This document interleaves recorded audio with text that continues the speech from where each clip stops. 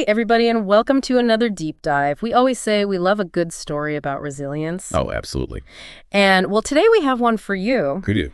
It's about Patrick. Mm-hmm. And Patrick lives with sickle cell anemia. Right.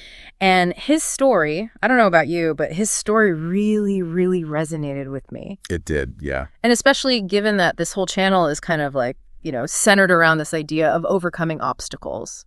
Absolutely. And I think that's what's so powerful about what we're going to talk about today. Fine. Yeah, because he goes beyond just talking about resilience, which so many people do. Right. He actually embodies it. Exactly. And he shares his experiences Yes. in such an authentic way that it really does, offer people hope, genuine hope. Yeah, and it's not just like a, Right. oh, I had this and then I got over it. It's like he's showing how he's using these things as stepping stones. Yeah. Like actually using them. And, we hear all the time, like, turn obstacles into opportunities. Mm-hmm.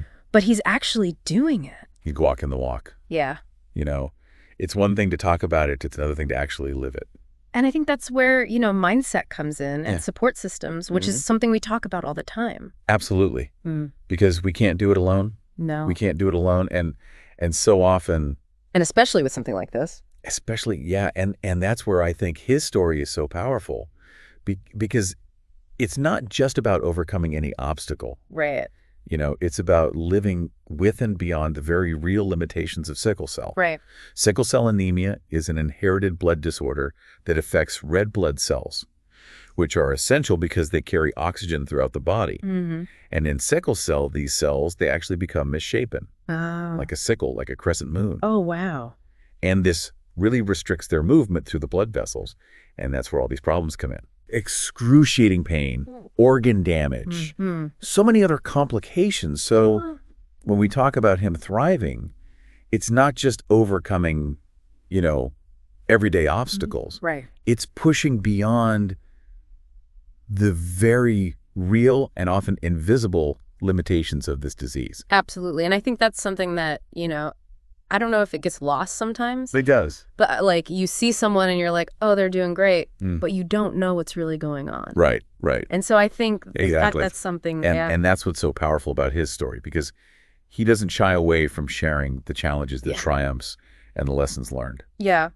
What is the impact, do you think, of that vulnerability? Like, especially for someone who maybe is at home right now listening to this and they're going through their own, maybe health challenges, maybe something else. But what is it about that vulnerability that's so powerful? We can all listen to motivational speakers. We can read inspiring quotes. But when you hear somebody speak candidly about their own struggles, the good, the bad, the painful, that rawness, that creates a connection that you just can't get anywhere else. Right. It makes it real, and it makes his message so much more powerful because he's not just talking about it. Right. He's living it. Right. And he's not shying away from the tough parts. Right. And I think that's what makes it clear that resilience isn't about pretending everything is okay. Right. It's about acknowledging the struggles, but still choosing to move forward. Yes. And doing it anyway. Exactly. And I also think, he's not just talking the talk, he's walking the walk. Yeah. He's also creating a space for other people to do that. Absolutely.